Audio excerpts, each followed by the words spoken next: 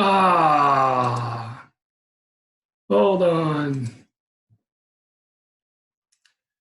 Hey, just bear with me one quick second, okay? I gotta let a bunch of people in here. No idea what happened. Just hang tight. Hello. Hi, just give me one. Hey, Mark. Yeah, How are you?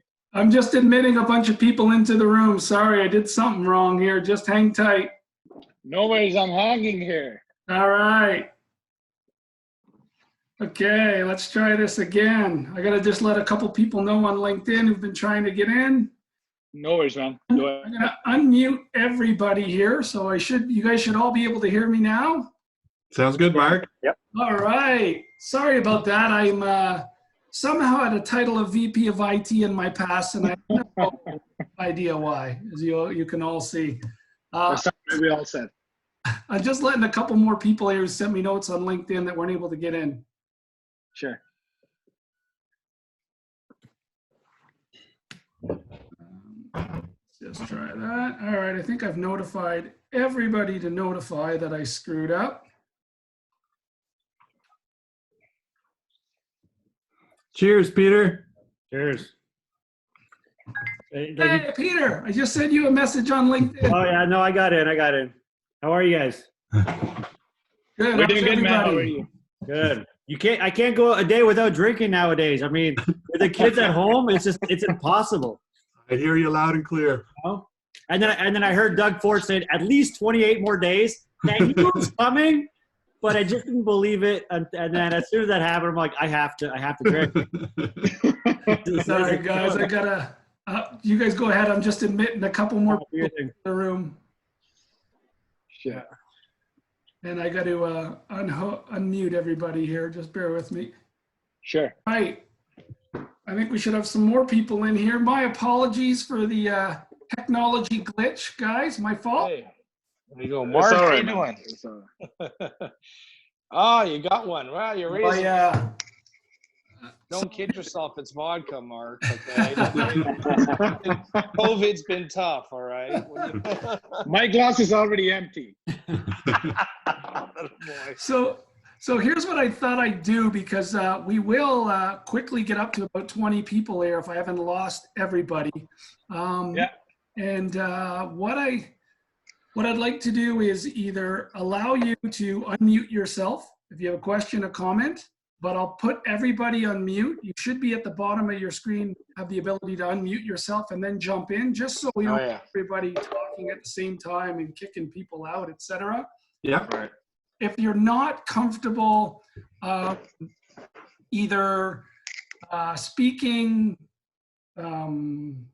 publicly or would prefer to send a chat, you can use the chat function at the bottom of the screen as well, and I'll just read your question. What I'd like to do with everyone's blessing is record this and post it after. I'm a big fan, as you guys know, of sharing stuff on LinkedIn and Facebook. So if that's a problem, by all means, please send your questions via chat and I'll protect your anonymity. And if you've got some story to share or question and you still want to do it publicly, just, maybe protect your anonymity. Mark, I just have a question for you. For formatting, right?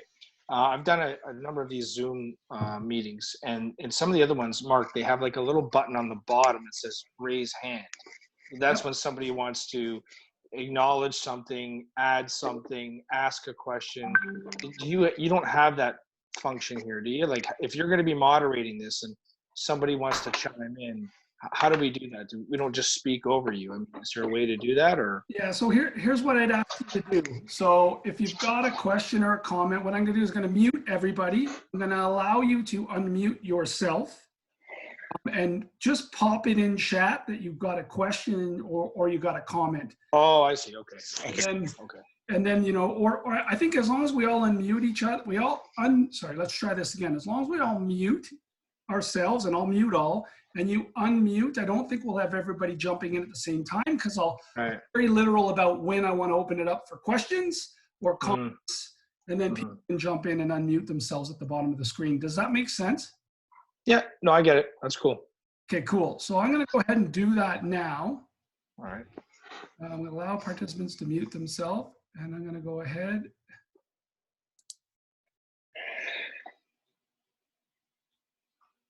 Okay, so I've put you all on mute, and you can unmute yourself at any point. So what I'd like to do tonight is just go through a little bit of content on servant leadership. But before I do that, I thought maybe what you guys came to do was ask a few questions. And maybe there's more value in doing that first.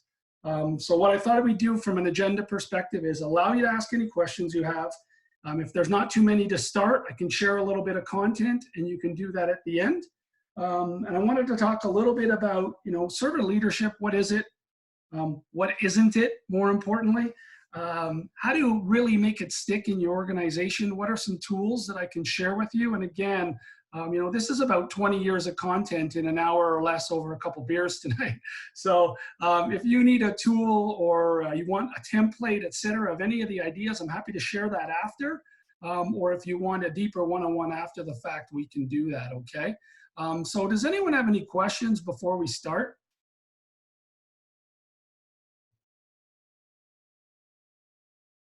No? Okay. So I thought I'd just start with a little bit of one, why do I do these? One, well, I'm out of work, so I've got lots of time on my hands.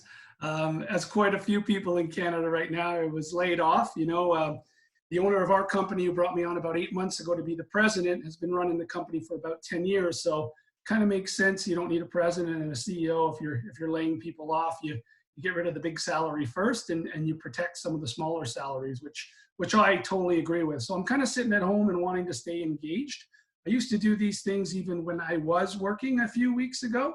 And quite frankly, I just want to share them because I've been lucky to work for some pretty cool leaders in my life that have created an environment that have allowed me to learn. And I've shared that wherever I've worked.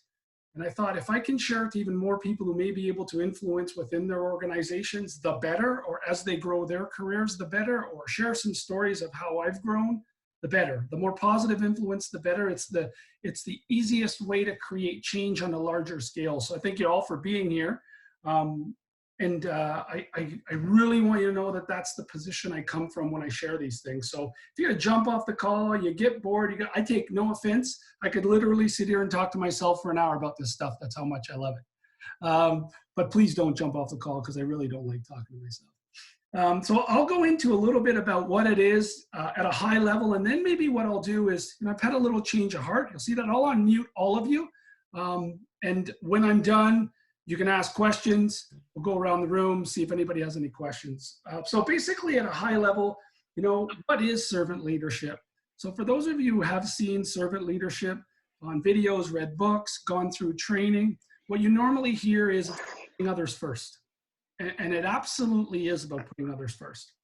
But it's putting others first, and it's very literal in its name. It's serving, right? And so it's about taking all your skills and transferring them, and understanding that your gains will come as you develop other people. And the minute you can put yourself in the back seat, you'll be shocked at how quickly you can grow a team, an organization, your business, and your own career.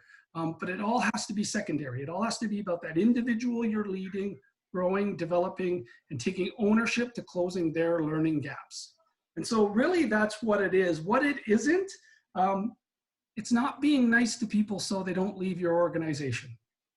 Right? And a lot of times that, you'll find is two things happen with servant leadership. People think, well, if I'm really cool and people like me and I'm really good, then I won't have any employee churn and everyone will be happy and my biggest resource will stay put. Or you see the reverse. You see business owners, leaders, managers, supervisors say, well, that's huggy stuff and it's just being nice, but it doesn't get the job done. It's neither of those things.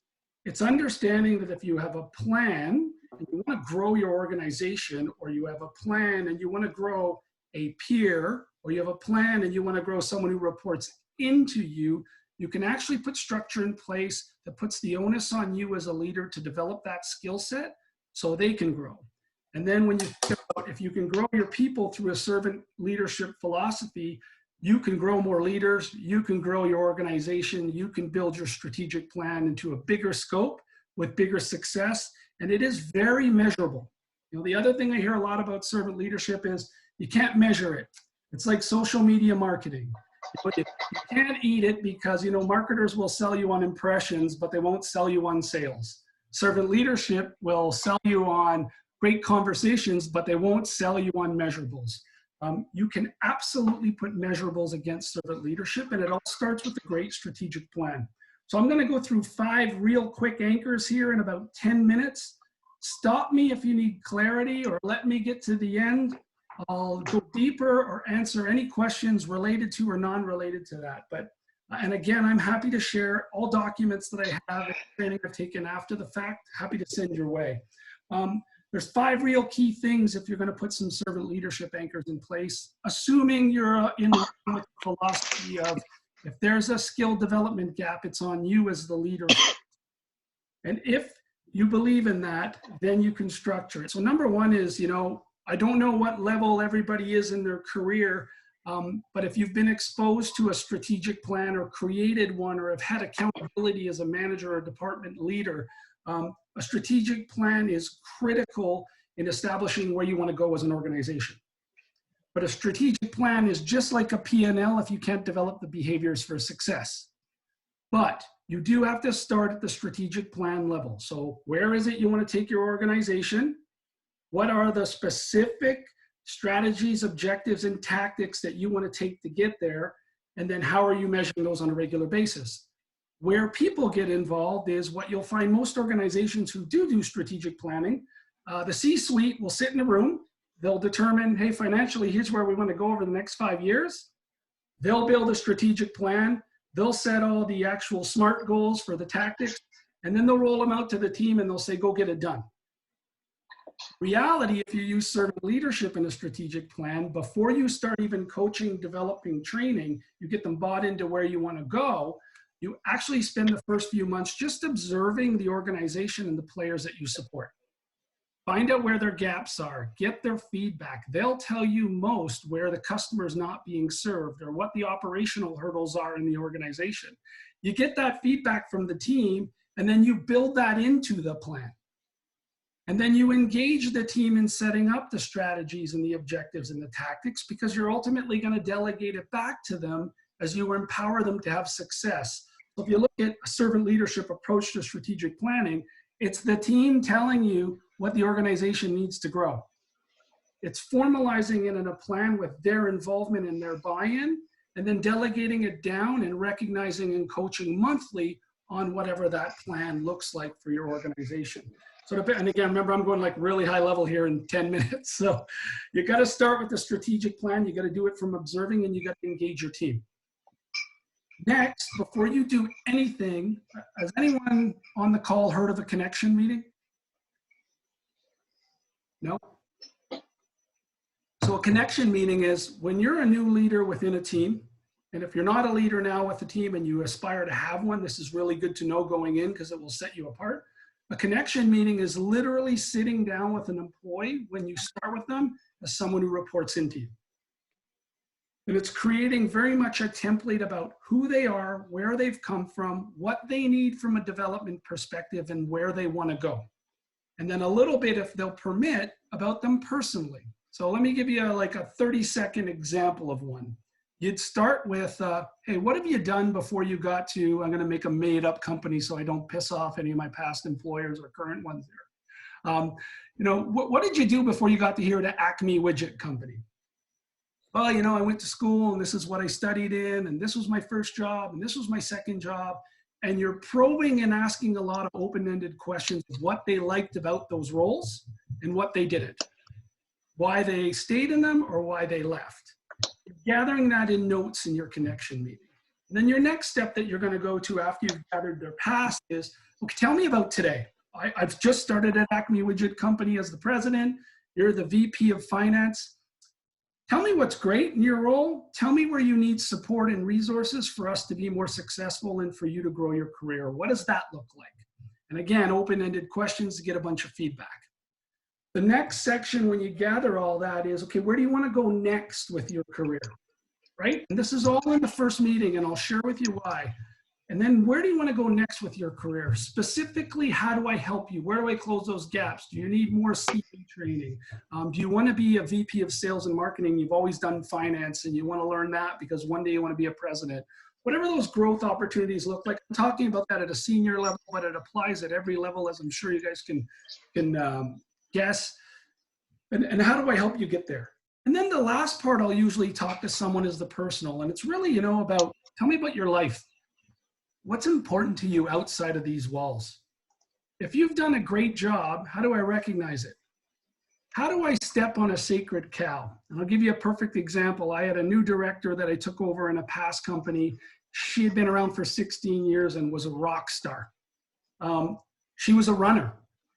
And so, as I got to that section of the connection meeting, this is someone that I've been working with already for 5 years before she ended up reporting. And I said, this same discipline, even though I knew her, because now she was reporting into me, what do you love to do? Well, I love to run. Yeah, I see you run all the time. Okay, well, what would I do that would really piss you off and take you away from what you like to do outside work? Oh, there's nothing, Mark. Okay, but how would you feel if you constantly missed your running practices and your training for a marathon? Well, I guess that wouldn't be good, but it's my job. I'm like, okay, well, hold on. I understand that. But the more I can protect your personal life, the more productive you are when you're inside these walls. So tell me about practice. When is that? And so what she ended up defining was practices were on Tuesday night at 5:30. So whether she wanted to stay at 5:35 or I had something on her plate, that was in my connection meeting with her from the beginning as a sacred cow, and I made sure I never crossed that. That's one simple example of getting to know your people in a connection meeting, that you keep them in the right mind frame to be productive at work. So that connection meeting really just sets you up on who's reporting into you, where they're going, what they want to do, what they're good at, where they see gaps, and it sets you off to the races with trust. Okay, and what you're doing is you're instantly building an emotional bank account on deposits, not on withdrawals. So you're already invested in who they are, and you can go back to that on a regular basis when they seem off course. So the connection meeting is the biggest one to start. Then what you need to do, I'm sure most of the people on this call have either sat in or had a one-on-one with their support person. That needs to happen on a weekly basis. You need to talk about 5 major things. And again, I'm doing this in fast forward. What happened last week? Tell me about your hurdles. Tell me about your wins. What do you got on the go this week? How do I help you? Where are you uncomfortable? What resources do you need? The third section is very much a development section on a weekly basis, which is either, hey, I saw you perform this behavior and you performed it really well. Thank you specifically. Here's what I observed and this is what it means to us. So they repeat that behavior. Or from a development perspective, hey, there's an area of opportunity here. Your strategic plan submission for the month was supposed to be in. It's the 3rd month in a row you've missed it. What's getting in the way? And that becomes a little bit more of a development coaching conversation in that 3rd box. The 4th box becomes very much, hey, what do you need from me over the next week? What do I do as the president for you, the VP of Finance, to be successful in your tasks or in your development over the next 7 days? And it's their opportunity to ask for help. And you've got to probe and keep asking, oh, are you sure? So if I heard you right, you don't need anything from me because you're going to get a lot of it first till you build that trust. I don't need anything. And what they're doing is because they're fearful that asking for help is a negative thing. And what you want to do is you want to get them to open up and ask for help on a regular basis so you can close that gaps and make a stronger leader on your team.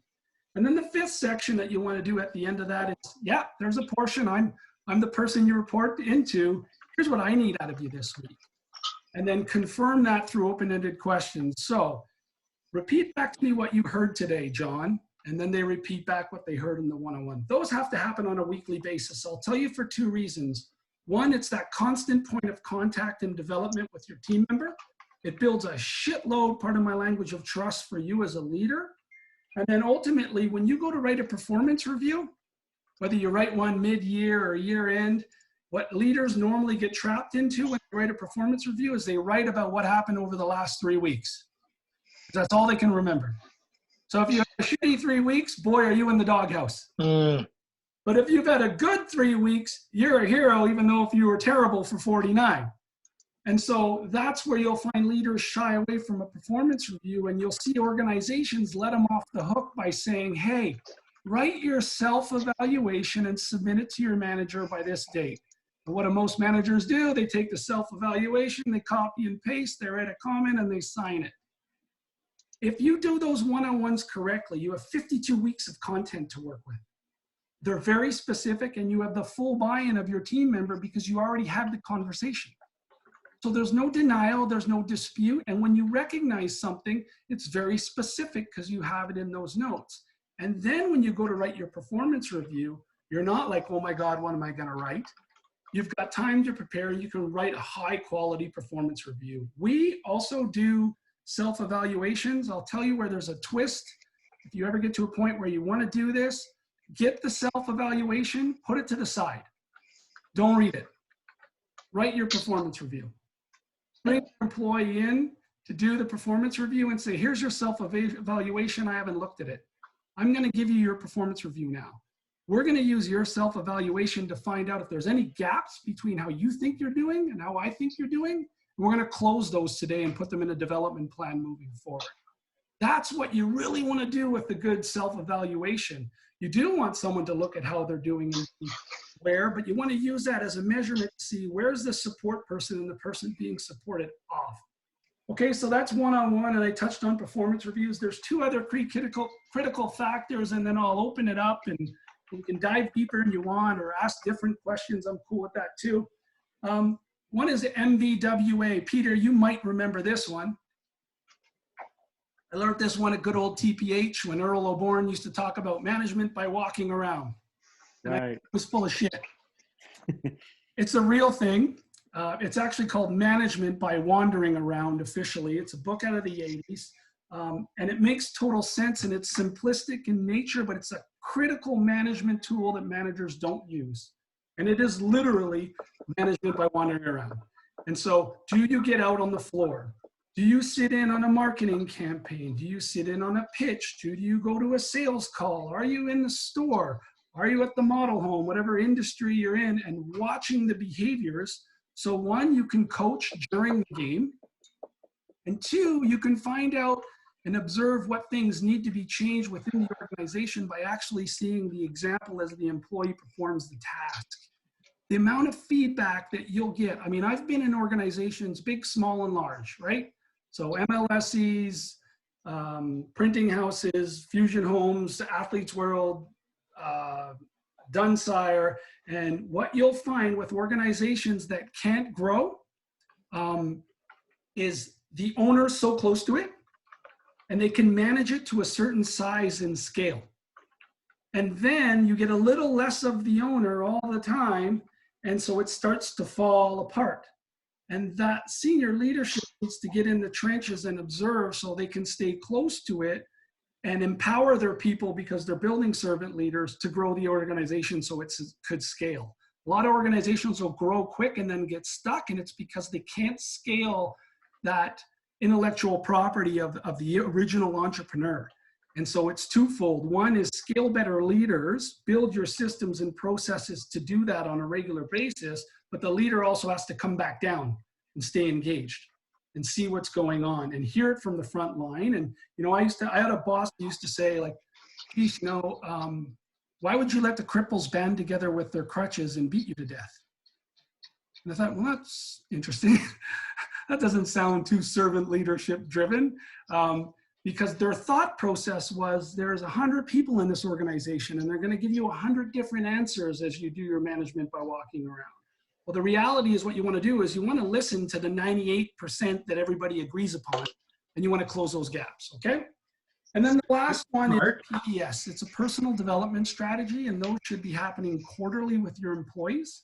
And they're very specific to three things. One, how do you help them get better in their role? And they're building the plan. And there's no accountability to that personal development strategy because it's their plan. Hey, I want to be a better widget maker. Okay, how do I make you a better widget maker? Well, you know, I want to shadow Dave, the widget maker. Dave's a great widget maker. Okay, let's do that once a month. And that gets into the plan. Oh, and there's a widget making training course that I want to go to at Widget University. Okay, well, you know what? That makes sense. You're a strong player. You're performing. The organization will invest. And let's make you a better widget maker. That's phase one. phase 2 in that plan may look like, I want to be a manager. I want to lead the other widget makers. I don't want to sound cynical, but I'm going to. 85, and there's no study behind this other than self-observation, 85 of the leaders are not equipped to be managers out there today because they're really good at what they functionally do. So we say, make them the leader.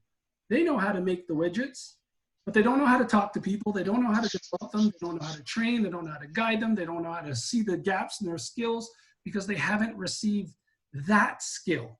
And a personal development strategy will make them a better widget maker. And if they declare they want to manage, now your gaps are being closed by management training.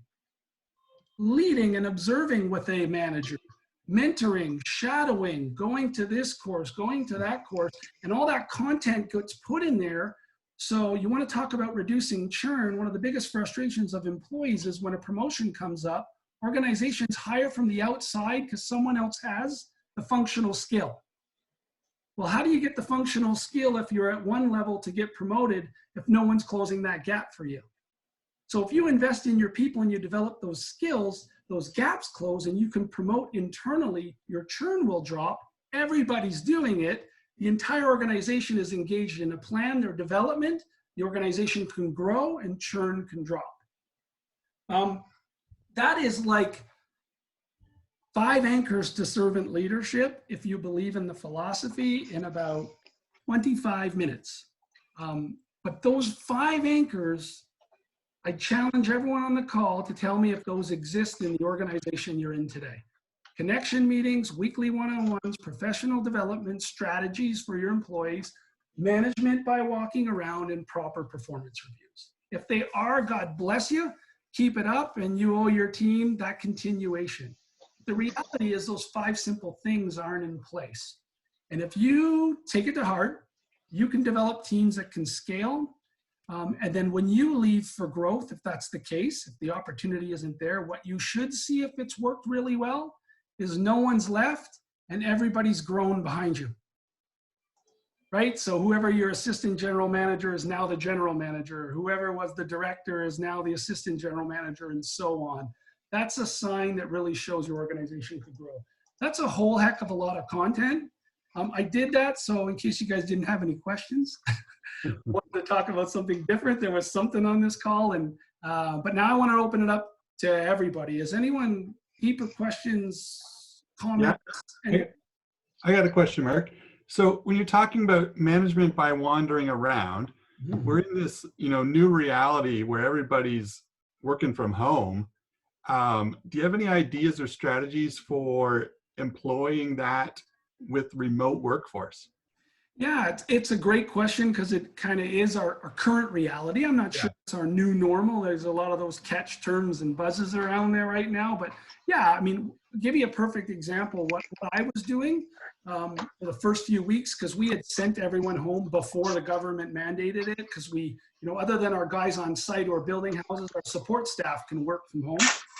And what we were doing, Matthew, was just daily connection. So I would take each of my departmental managers, I'd do a morning 10-minute check-in, an afternoon 10-minute check-in, and in the middle of the day, I'd have an executive leadership team where I had my VPs and my senior directors on a call, and I'd touch base about what I had heard from the managers and see what process changes we could be making in a crisis mode right now for the next day to move with our customers under the guise of a business continuity plan. So we just replaced that walking around the office, walking around the sales site with doing it over Microsoft Teams on a regular basis.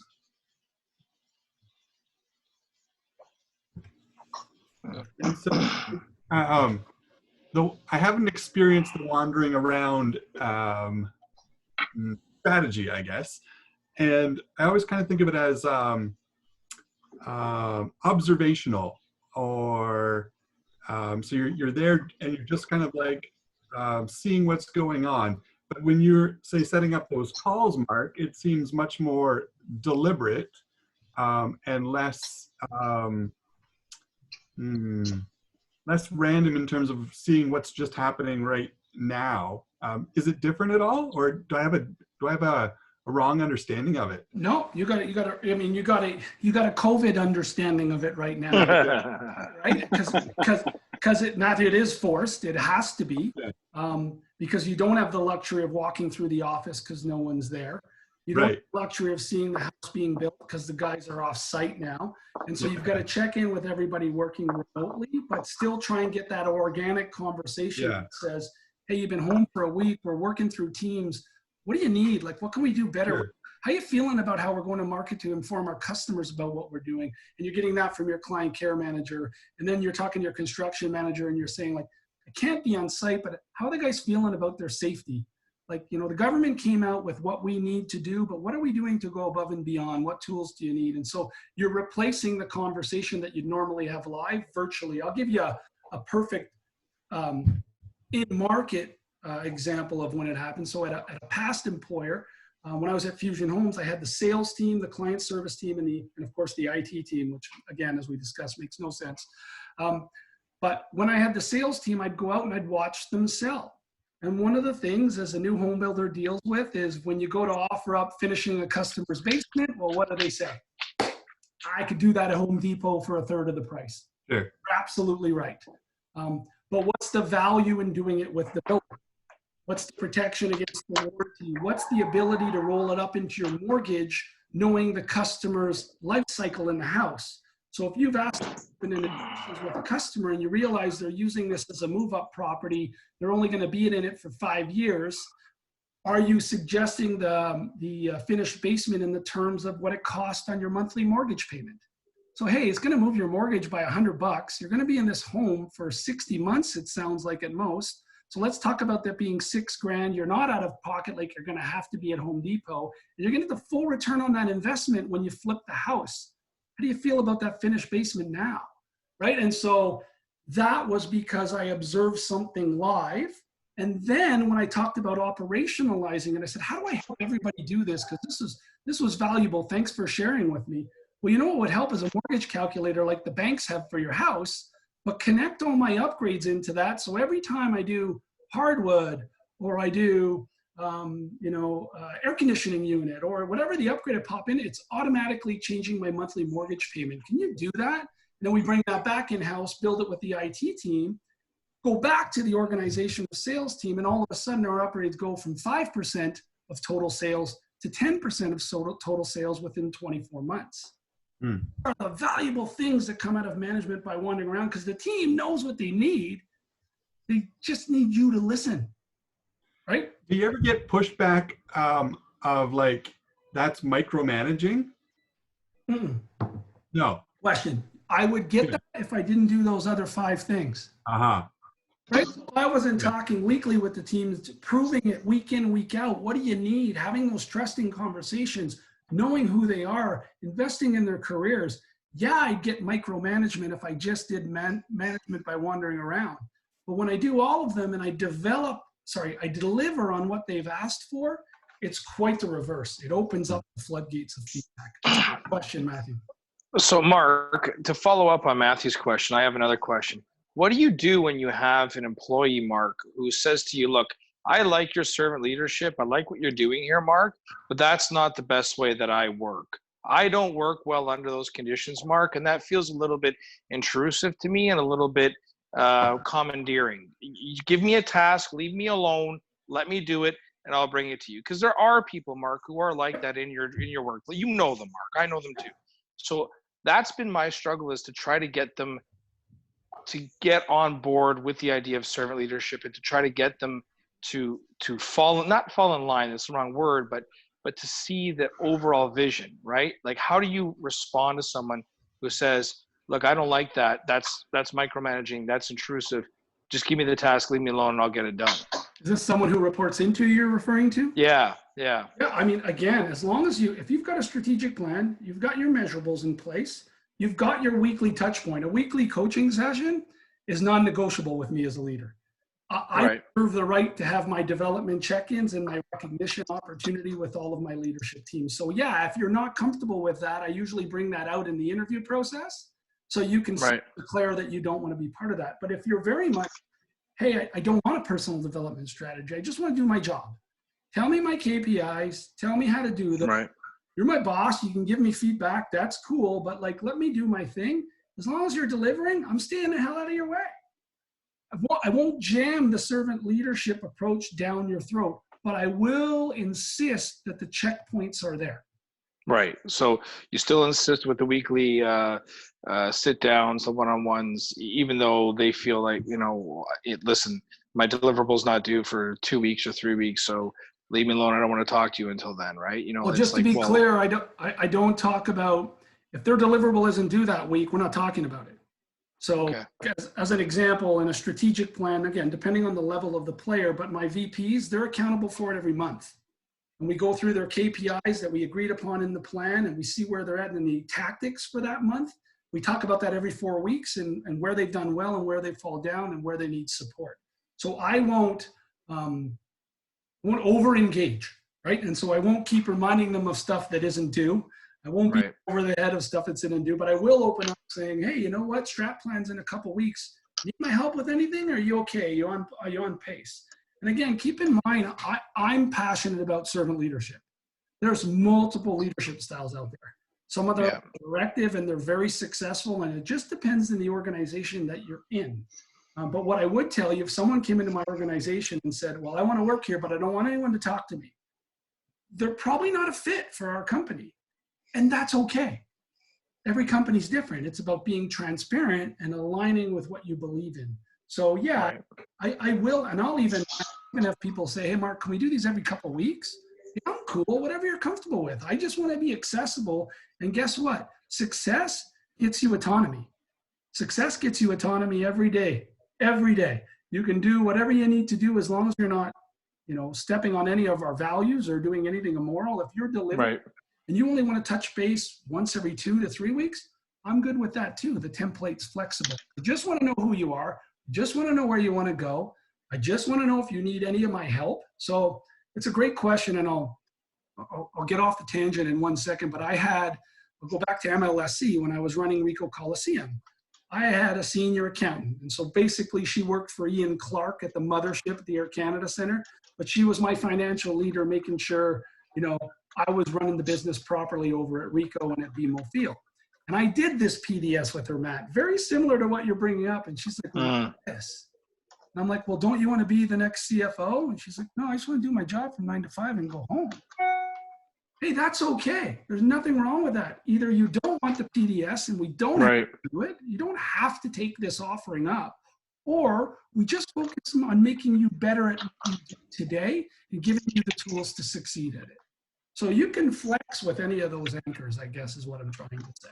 I get you. My situation was more like an inherited situation where I inherited that type of individual. It's like, 8 other people seem to be all good with it. And then you've got that one individual that just does it. And you don't want to make an exception because then it looks either bad or you're favoring somebody. So if that's the rule for all 8 people, then that's the rule for all 8 people, right? Why does that one person get an exception? And that's sort of the thing that I'm just grappling with. Well, if that makes sense to you. If you give it time, what will come is it shouldn't be seen as why do they get an exception not having to do this? It should be why in the world would they not want to do this? That's their problem. So they're already thinking that person's being let off the hook. That tells you there's a little more work to do till the team finds value in what you're doing, because they shouldn't want out of it. They should want in it. And over time, what you'll see as people progress and their careers grow, as the organization grows, people want that level of leadership because they know there's value being added to close gaps so they can drive their career. But I would tell you again, if you've got someone who doesn't want any engagement or any involvement, some don't like the bright lights of measurement. But unfortunately, that comes with 99.9% of the organizations I know. Yeah. Cool. I have a quick question, Mark. Do you use any tools to document all this, like the meetings?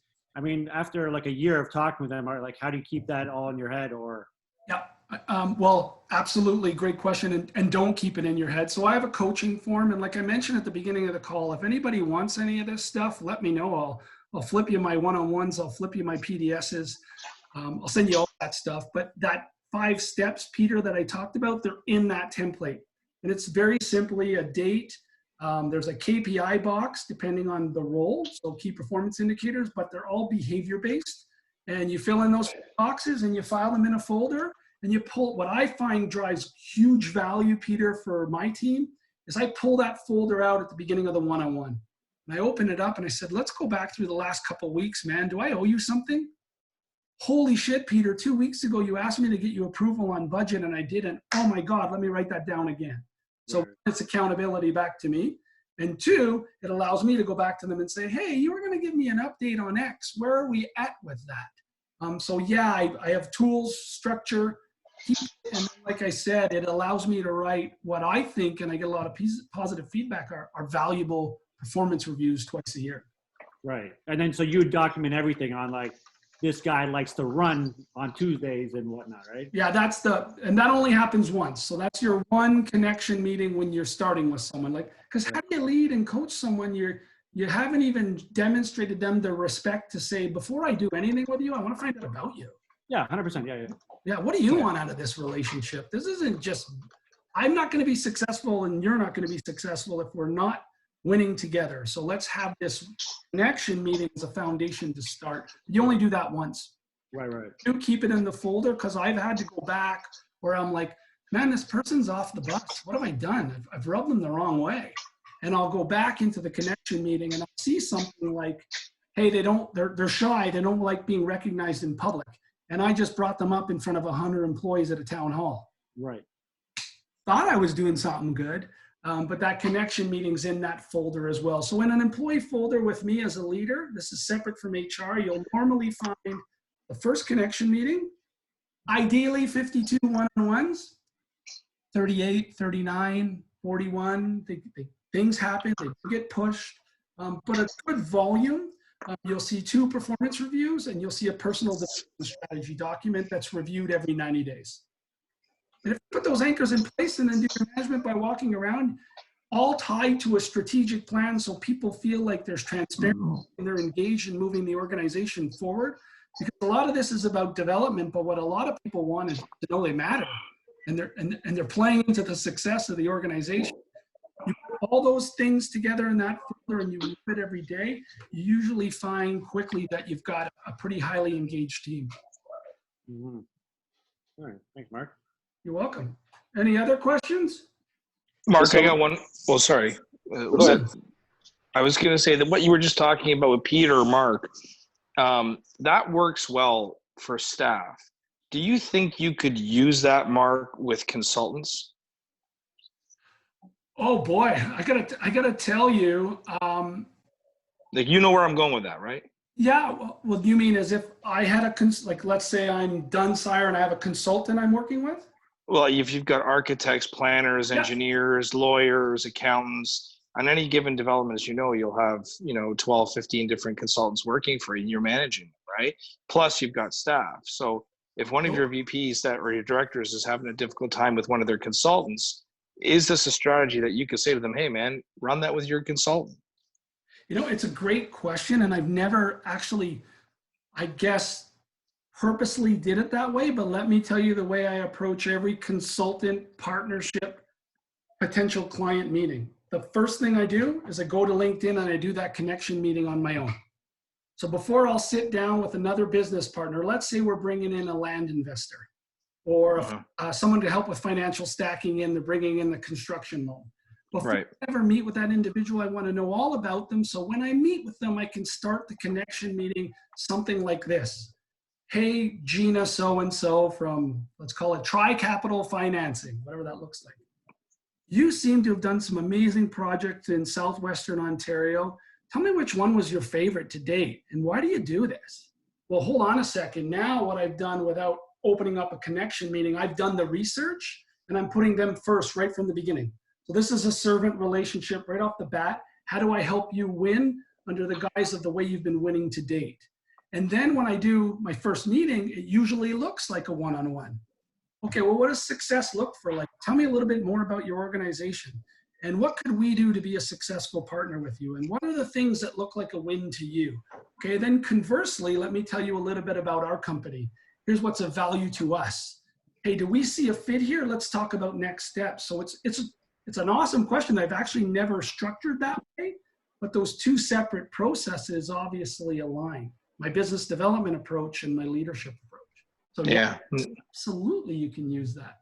Yeah, thanks. No, I think I see some value in that because, you know, often as you know, you'll have architects, you'll have landscape architects, you'll have whoever's working on your draft plan, or you say, well, you're not my only client, you're not my only file, and you know, well, that was the deadline. It was a soft deadline, or you know, you hear these things, right? And you don't want to get combative, but I want to find a way to try to hold them accountable to the timelines that we set. You know, and you know, if I said I wanted a revision done by this date or this time, that's when I want the revision done. It doesn't mean 3 weeks from now when it was supposed to be done, right? Assuming, well, I'll tell you one thing, like, because this industry is the toughest for that trade. Yes. You won't get that buy-in unless you get that buy-in. And what I mean by that is, yeah, you didn't want it 3 weeks ago, you wanted it at X date. Did you set up that expectation at the very beginning? Did you touch base regular to make sure that deliverable was still on track? Then you can hold that partner accountable. But yeah, in our industry, you'll have a trade leave the site. Well, I'm not doing it, but we signed you up to do it. Yeah, I'm just not doing it. I'm out of here. I'm going over to so-and-so. They've got more houses for me to build. So, you know, I find if you can get in on the front end, understand what makes them tick. So, you know, a trade as an example, I don't want to get too industry agnostic here, but if a trade like a painter, you know, if you hear the painter saying, listen, value to me is to get in and get out, and I've got a small crew, so I need them leveraged across the site. So if you can set up your building schedule that every time I'm on site, I got 3 homes to do with my 6 people, I'd be a happy camper.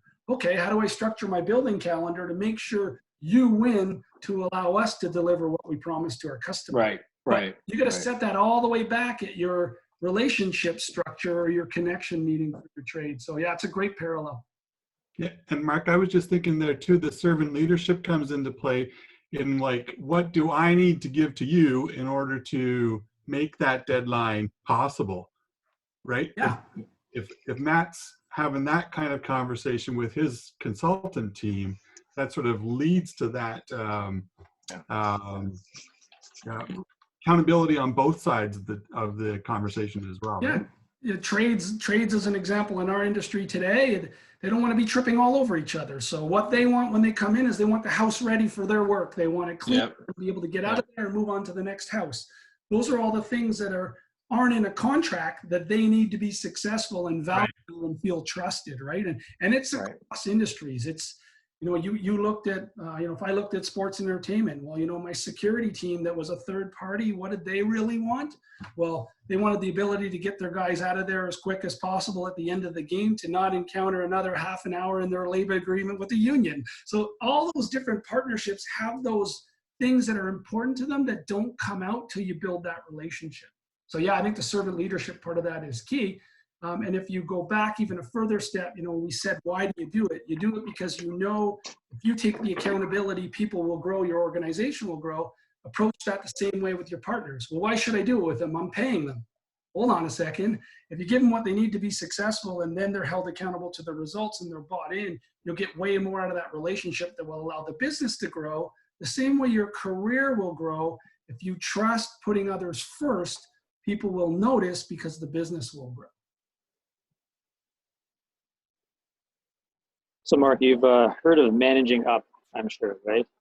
So how would you apply these servant leadership principles to manage your own manager in order to drive change in the organization if you don't see the change happening like you believe it should based on what you're just talking about? Yeah, that's a great question. I'll give you 3 scenarios that probably cover all the potential scenarios. Okay. One, when you're interviewing with an organization. So if it's that important to you when you're interviewing, what you want to do is ask those questions during the interview process. You know, how do you lead people? What do you believe creates a successful organization? What looks like a good leader in your eyes, Mr. or Mrs. CEO, et cetera, and look for those answers. So going into an organization, look for proof without prompting that they believe in development and taking accountability of putting the tools in place. If you're working in an organization and you have a new support person above you, let's say, who's come in and is now a boss, for lack of a better word, because a support person and a boss are two different things, right? A support person is servant in nature, a boss is someone you report into. But if they did, how do you set up that exact same structure of a connection meeting? Say, hey, Dave or Dina, whoever it is, I'm reporting into you now. Have you got 15 minutes that we can have a chat? Like, I want to make sure I'm delivering what you want to see. Right? And you set up the meeting that same way you do a connection. And then as you're going through it, you're then sharing with them, hey, you know what? Great. I hear you need me to do X. I hear you need me to do X. Okay, if I've got that right, you need me to do Y. Here's what I would really need, and I'm going to knock those out of the park. Can I get this level of communication? Can we do this? Can we? And then you prompt all your needs, but it's under the context of that leader who doesn't believe in it potentially. What will happen is they'll quickly put 2 and 2 together and start to change the behavior with you. If they see a result, they'll start to change the behavior with others. The third scenario is when you really believe in it, and you either have an owner or a leadership team that you can tell they have no appetite. They've been doing it that way for 50 years, and that's the way you friggin' lead people. You got a certain amount of time to try and do number 2, and then it sounds really selfish. If it doesn't align with your needs, you got to look at another opportunity if they won't change. I mean, I've got there in my career on 2 occasions where it was just, okay, like, and again, I've never walked away from those scenarios saying they were wrong and I was right. It just wasn't a fit. And unfortunately, if it gets to a you can't see eye to eye, and if you really want to be a servant leader and the organization doesn't, and you've tried to be a change agent and you've tried to connect with the influencers, and I'm talking, I did this over the course of 5 and 6 years in an organization, you finally get to the point that you say, God, I believe in this enough, I can't put my head on the pillow. Because what will inevitably happen is shit rolls downhill. And you will start to feel that pressure and you will be led that way. And if you can't change it and you're unhappy, you will start to lead your team that way, no matter how hard you try. So in scenario 1, look for it in the interview. In scenario 2, where you're now reporting to someone, you want to do it, set up the connection meeting, but reverse it, right? And ask for what they need first. What does success look like on their team? And then conversely, what do you need to get there, and give them the guarantee or the promise that you'll get there. And then thirdly, if it's just an organization that has something that doesn't align with your values, you probably want to start looking for something else. Great, thanks. By the way, I've done this. Don't quit a job without a new one. It can be lonely and expensive. I joined the millions of starving consultants for 6 months last year. It wasn't good. Mark, I have a question. Sure. So do you think there's still a way that you can possibly, I'm following Aaron's question. It was a really good question he asked, that you can possibly influence a senior manager or senior, like whoever is overlooking to you. Maybe there's a possible strategy. Maybe you're approaching them in the wrong way, or maybe you're not understanding them from their perspective. You think there's still a possible way to influence them over the time? Yeah, I think so. And I go back to maybe just diving a little deeper on the answer I gave to his question, is very much approach it like a connection meeting, but position it very much about what do they need to see success. So let's say, Talwinder, you're my boss. I would come into you and say, hey, Talwinder, tell me, man, you just started as my boss. Like, God, you're the VP of whatever. You've been successful. How'd you get there, man? Well, I did this, this, and this. Okay, well, you know what? You've had a bunch of success. What do I have to do to be successful on your team? Yeah. What does it look like for you? And then you would give me a bunch of answers. Okay, conversely, okay, well, great. But you know what? That one you asked for, I need a little help. Would you be open to giving me this or that? And you're going to quickly see what level of engagement you're going to get from your support person. And as you deliver those, make sure you reinforce of saying, hey, thanks for teaching me that skill. That's what allowed me to hit my goal last month. Right? Yeah. Now you're growing that leader's self-esteem, and it's sad, but some need that, to influence them to be servant and say, can we tack on something new? Can you teach me X? And so you're actually defining the servant leadership you need versus them pushing it downwards. Does that make sense? It does. Thank you. Yeah, cool. And just do it on, the person will start to open up. And both questions are great because you're gonna get people who are gonna be like, why are you asking me this stuff? Especially if you report into them. So you've gotta go in little bites. And it's sad, but it's gotta be about them. The quicker you can make it about them, the same way servant leadership is really about who you support, the quicker they're Yeah. open up and trust, the same way in reverse, if that makes sense. Yes, it does. It does. Cool. It just, I feel sometimes the conversations are so tough, like the stakes are so high, and the topic totally run into something else where you want to take it to. So Yeah, and that's where you gotta, sometimes what I'll do is I'll let that run its course, but I'll come back to my agenda. So, hey, if I heard Yeah. right, you need me to do these 37 things. Hey, and I got you, back to that first thing we were talking about. And I won't leave the office without an answer to that question. got you. And sometimes you're just gonna run into jerk. And gotta determine how long you wanna deal with the jerk. Like if they just, Yeah. God, I wish I could tell you that 9 out of 10 leaders have a servant approach, but I'd be lying to your virtual face right now. Yeah. So Mark, are you almost suggesting to Telwinder and Aaron that maybe perhaps the way to do it is to appeal to their egocentricities first and make it feel as though it's about them, which it is. Hey, you know, you're the boss. That's awesome. I'm reporting to you. Tell me what I got to do for you. But really, in the back of your head, you know what you want to ask to get out of them for you to be able to do the job. So Yep. you're not coming there first going, hey, welcome to the shit show that you now find yourself in. I'm going to be reporting to you, dickhead. And by the way, this place is understaffed. We're ill-equipped. We don't have this. We don't have that. We don't have this. We don't have that. So if you think I'm going to give you what you're looking for, you got another thing coming, pal. I need this. So you don't want to go in like that, even though maybe that's how you feel because you've been there for 10 years and Buddy's only been there for 3 weeks and he's now your boss, right? Yeah. So if I'm hearing you right, and I'm trying to understand you, Mark, you're saying, don't make it about you, make it about him, appeal to his egocentricity because Or you might hers. have that, or her, and appeal to their egocentricities, get them to buy in, and then go back to that thing and, hey, I got you. You need those 37 things, but you know, shit, in order for me to get that number 3, I really need this. Can you help me out with that? Can you get me that? Because Yeah. it almost makes them feel like a hero by helping you just do your job to help them out anyway. And Matt, I wouldn't even, so yes, you know, quite literally, yeah, you're playing into, you know, their ego. But what I would say is you're actually being servant. It's just the other way around. You're just Really? being servant to their needs because you're reading into them that they're not gonna go first, right? So a good servant leader will always go first and go second and go third. You're seeing that they won't do that. So you're going to serve first to the person you're reporting into. It's not ideal, but it's what you're going to need to do. And what you will see is if you ask for a little bit as they're taking more, that will eventually change over time.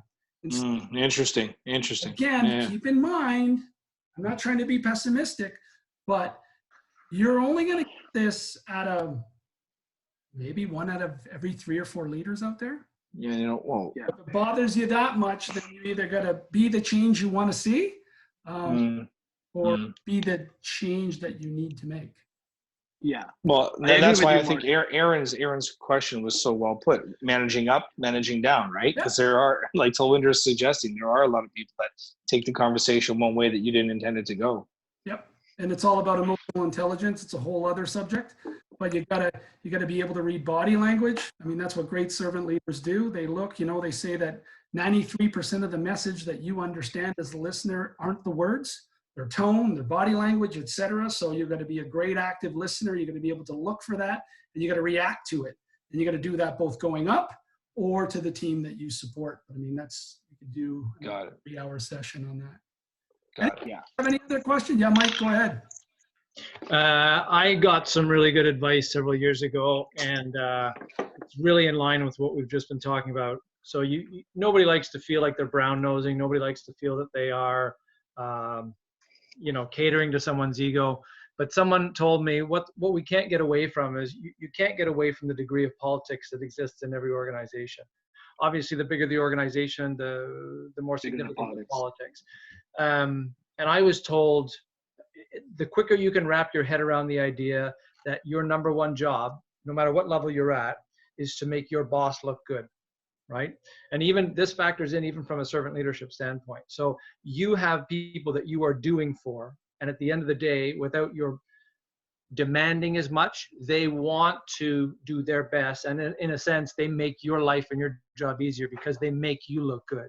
If your focus is on making your boss look good, not for the sake of their ego, but for the sake of the task at hand and for the sake of the mission of the organization, then that tends to buy you some social capital that you can exchange down the road for exactly what you're talking about, Mark, for the idea that if they see that you are helping them, even those tough nuts that are really difficult to crack, you may just get an opportunity that they will turn around and say, I see what you've been doing.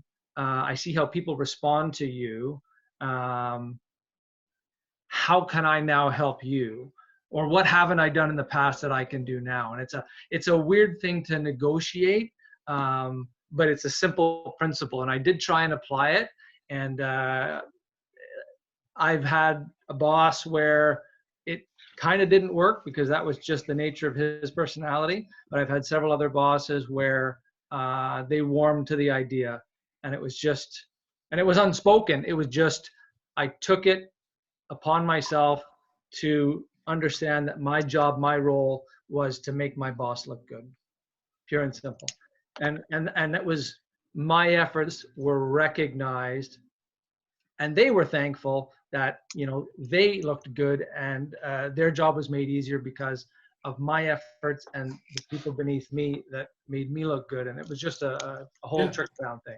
Yeah, no, that's a really great point. It's a good way to put it. And at the end of the day, you know, depending on which way you approach it, and I couldn't agree more, Mike, because depending on the leader, some of them, it is all about them looking good.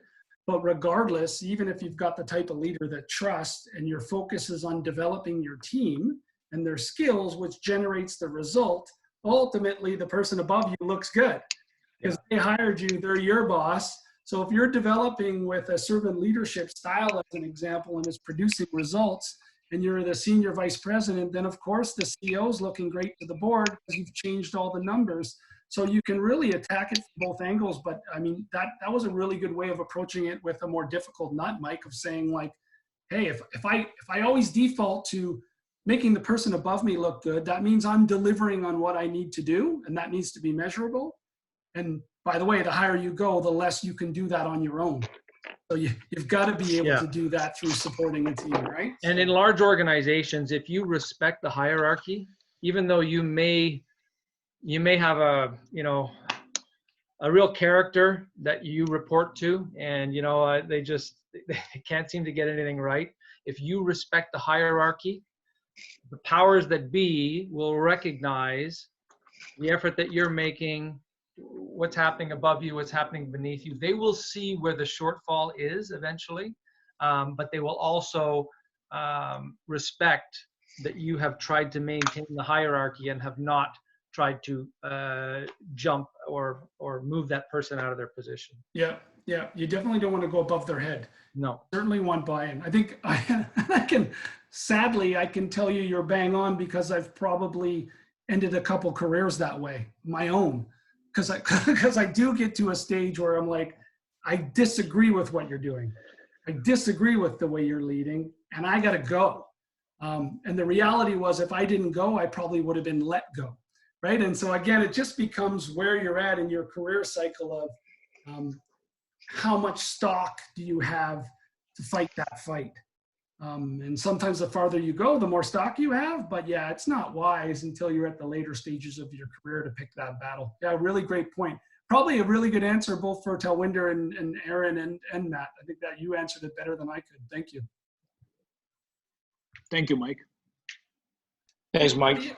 Anybody else? It's 9:08. It's not that I'm going to bed, because I only have school to teach for the little ones tomorrow. I'm on Easy Street. I'm playing street hockey and teaching school. Anybody got any parting questions before we call it a night? And I'm happy to do this. And like I said, if anyone want to email saying, send me those documents, I'm happy to do that at some point too. But any questions, comments?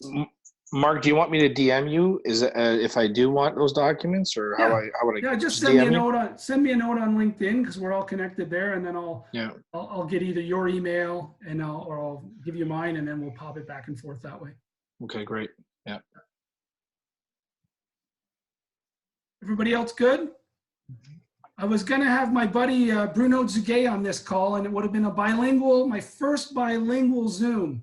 Because he's from Quebec. I work with him at Champ Sports, and I was looking so forward to practicing my French again. But we'll call him out on this because he'll see it in Facebook. So Bruno, Ah ouais, donc, là, je suis toujours capable. ben Mike, tu sais, on est deux là. M'ennuie de Montréal. Anyways, guys, I really enjoyed this. So thanks for coming out tonight. If I can help Thanks it, a lot, Mark. Appreciate it. Thank you, Mark. Thank you. Thank you for putting this together, Mark. That's great. Thank you. Got it, fellas. Cheers. Be safe. Okay.